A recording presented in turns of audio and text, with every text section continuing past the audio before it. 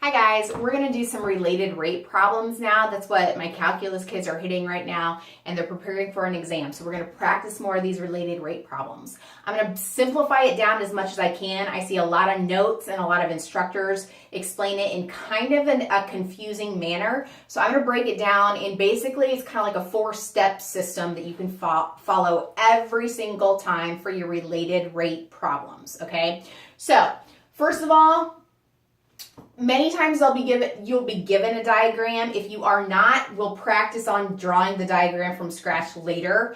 But if you're given a diagram, the first order of business is to translate the information given in the words, in the sentences, to the diagram. So make sure you understand how to do that. So in this scenario, we have a helicopter that is hovering at an altitude of 0.5 miles. Okay, so on the diagram, I'm going to draw the altitude of the helicopter, which is 0.5. So that's right here, 0.5 miles. That's given. Then the next sentence, there's a car that is a distance of 1 mile from the helicopter. Distance of 1 mile from the helicopter.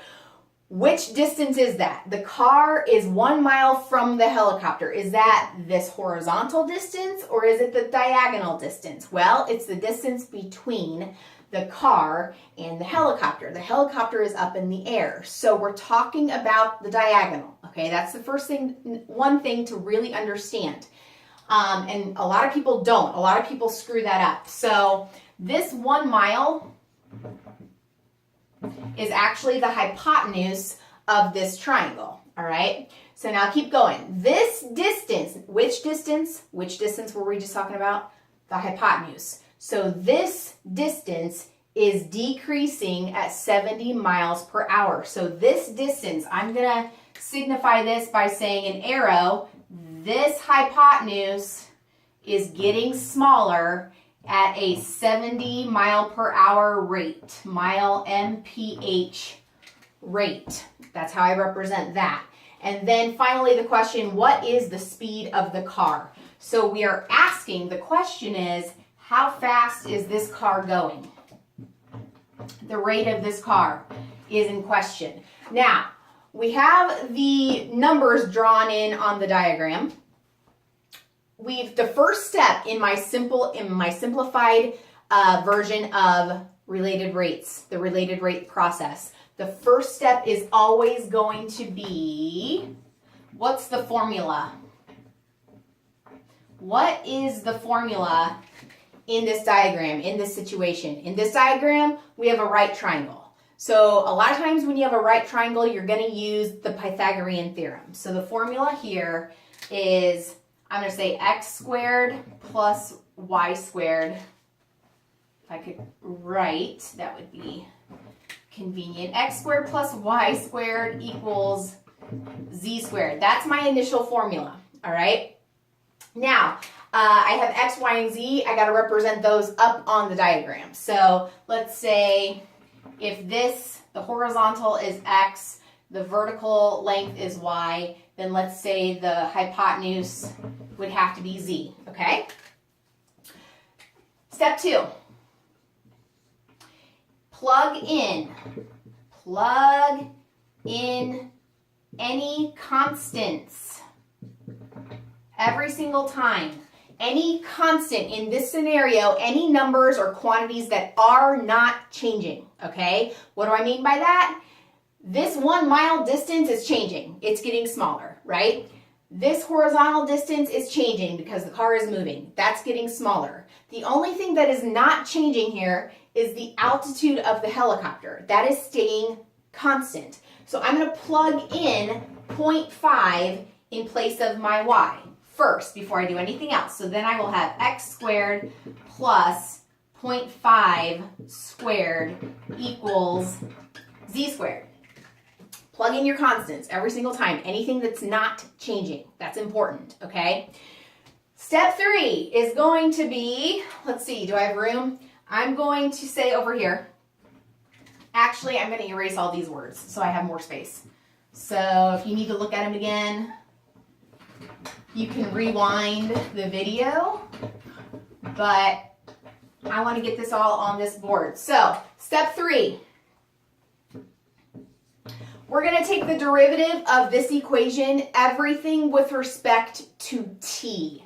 Derivative, so take derivative with respect to t.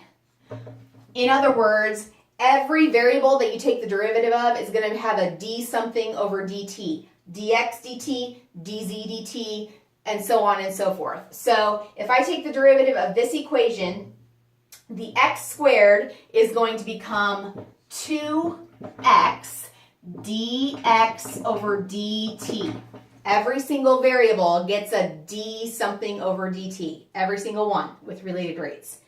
Now, the constant, 0.5 squared, the derivative of a constant is still 0. So that is going to just be plus 0. And then that's going to equal the power rule. 2 comes down in front, 2z, and then we need to tag on the dz over dt again. That's your derivative with respect to t in this situation, all right? Now, pause a moment because I want to go back to this formula. In this problem, we had a right triangle. A lot of problems, related rates, you might have a circle, area of a circle, which is area equals pi r squared, or volume of a sphere, which is volume equals 4/3 pi r cubed.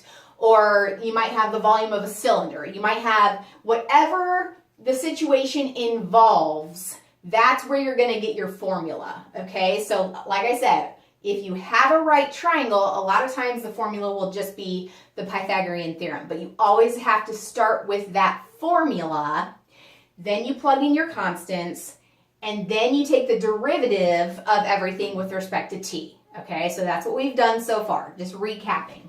Now, at this point, we are just going to, we're on step 4, we're going to plug in all the numbers that we know. Plug in, I'll say what you know. So, in other words, 2x dx dt, and that's a 0, so that pretty much goes away. 2z dz dt. I know at this moment, after so the 1 mile is changing, so that was not a constant. So after you take the derivative, you plug in all the other numbers that are not constant. So I'm going to have 2 on the right-hand side of the equation, z, which is 1, dz dt, that was the rate at which z is changing. So that was actually dz dt was my 70 miles per hour. So that is going to be a 70 right there. I'm going to erase this so I have more room. So I have an equal 2 times 1 times 70 on the right-hand side of the equation. On the left-hand side, I'm going to coming back to that because it's a little more involved. Now, we are looking for, the question was about the rate of the car. So if this distance is x, the rate that distance is changing is dx over dt. So dx over dt is what we are looking for. We need to know what x is, and we are looking to find dx over dt. How do I know what x is? I'm going to have to come over here and actually do a little extra work to find x. At the instant when z is 1 mile, y is still 0.5, I can find x at that instant by using my original formula. X squared plus y squared equals z squared. So x squared plus y squared, which was 0.5, equals z squared. Now we want to know at the instant when z is 1. So we are going to plug in 1 for z when we're finding x. Okay, so this is like off to the side, we're finding this. 0.5 squared is just 0.25 equals 1. So x plus 0.25 equals 1. Actually, that's x squared. So in other words, x squared equals 1 minus 0.25. So that's 0.75. And x, therefore, when I plug in x, I have 2. X is going to be the square root of 0.75. And then dx dt is still the unknown that I'm looking for. So recap, because we had to do a little bit more work over here, but we had to plug in the y and the instantaneous z, so the instant when z is 1, to find the corresponding x when z equals 1. We have to plug that x into the equation after we've taken the derivative, all right? So we got the 2x times the square root of 0.75. We're still looking for dx over dt. That's going to be our final answer. But otherwise, we've plugged in all the other quantities we know. At this instant, we know that z is 1 and dz dt was 70. That was also given. So now it's just a matter of solving for dx dt. I'm going to divide by 2 times the square root of 0.75, 2 times the square root of 0.75 on both sides.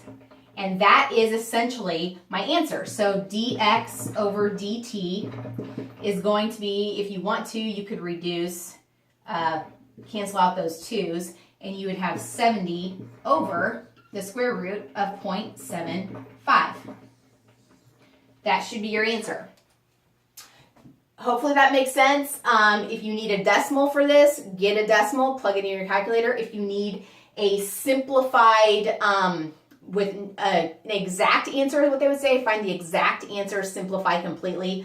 You could say the square root of 3/4, 70 over the square root of 3/4, and simplify it from there. So that just depends on the wording of the question. But I wanted to show you the setup of the related rate problems. 1, what formula are you starting with? 2, plug in any constants. That's important. Plug in your constants.